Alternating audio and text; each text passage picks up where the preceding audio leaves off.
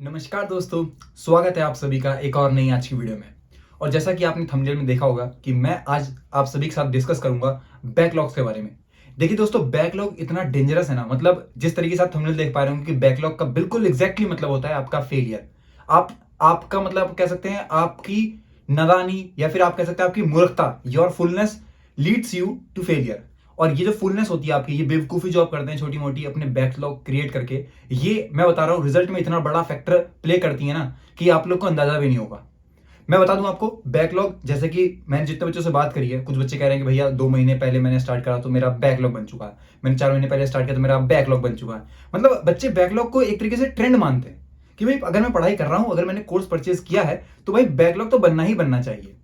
मतलब हर दूसरा बच्चे के पास कुछ ना कुछ बैकलॉग रहता है। या तो कोई बच्चा इतना फास्ट फॉरवर्ड है भाई, टीचर से आगे चल रहा है तो कह रहा है अब भैया मेरा जो पुराने वाले थे उनमें बैकलॉग आ गया।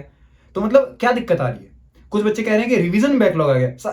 समझ में नहीं आ रहा है कि चलो करंट टॉपिक पढ़ रहे हैं आप लोग पहली बार दूसरी बार पढ़ रहे हैं, वो तो समझ में आ रहा है। रिवीजन बैकलॉग आ रहा है बच्चों का। मतलब बैकलॉग नहीं हो गया तो जाने क्या हो गया। इतनी सारी प्रॉब्लम्स हैं और इसका जो मैं बताता हूँ रिजल्ट जो है बेसिकली दोस्तों, वो रिजल्ट यही रहता है। अगर आप लोग बैकलॉग पे फोकस नहीं करते हैं तो आप हो जाएंगे फेल।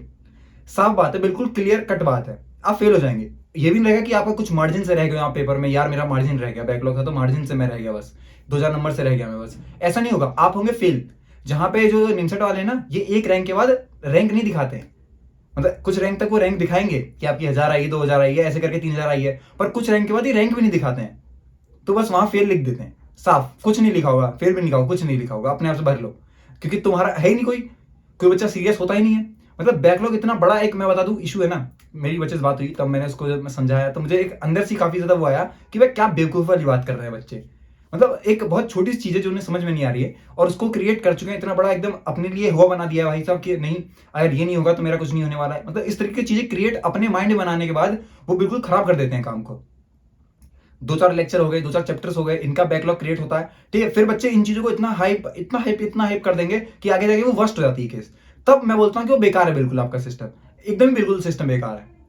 अभी जो टाइम चल रहा है हमारा, जिस टाइम पे मैं बता दूं आपके पास हमारा दिसंबर आ गया। ठीक है, अब दोस्तों आपके पास टाइम नहीं है। मतलब मैं तो ये मान के चलता हूँ कि अब मेरे पास भाई साहब टाइम ही नहीं बचा बिल्कुल भी। यहाँ तो बिल्कुल एग्जाम मान लो अगले दिन है, इस तरीके से प्रिपरेशन रहती है।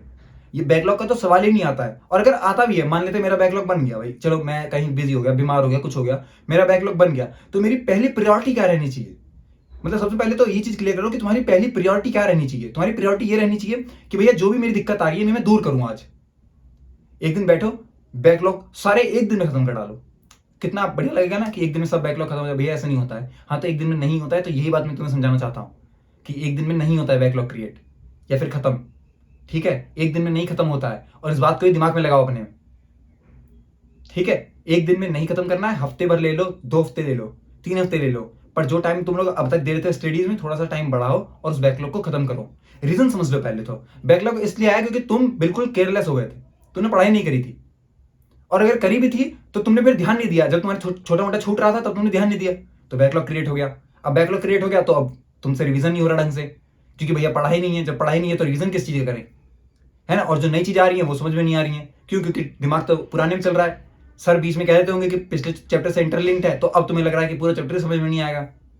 बहुत सारी चीजें जो बहुत बेसिक हैं, पर तुम लोगों ने अपने दिमाग में ऐसा बना लिया है वैसा बहुत बेकार हो चुका है सिस्टम। ऐसा नहीं। मैं बस इतना समझाना चाहूंगा आपको कि बैकलॉग खत्म करने के लिए आपको क्या करना है, अपने लिए एक स्ट्रेटेजी बनानी है, अपने खुद के लिए एक प्लान बनाना है। कैलेंडर में प्लान बनाओ, लिखो कि भाई इस दिन मैं ये 3 लेक्चर कंप्लीट करूंगा, या फिर इस दिन मैं ये 3 पेज खत्म करूंगा, या ये इतने क्वेश्चन खत्म करूंगा चैप्टर के। ये कैलेंडर पे लिखो साफ साफ।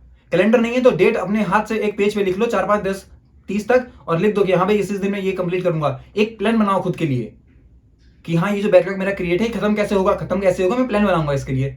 15 दिन में निकाल लेता हूं अपनी स्टडीज में से, 1 2 3 4 5 मैंने लिख दिया एक पेज पे, और लिखने के बाद फिर मैंने बना दिया कि भाई ठीक है इस दिन मैं इस पेज से इस पेज तक खत्म करूंगा, इस पेज से इस पेज तक खत्म करूंगा। लेक्चर का रह रहा है तो भैया ये लेक्चर से ये लेक्चर खत्म करूंगा। डीपीपी सॉल्व करने का रह रहा है तो ये से ये डीपीपी सॉल्व करूंगा।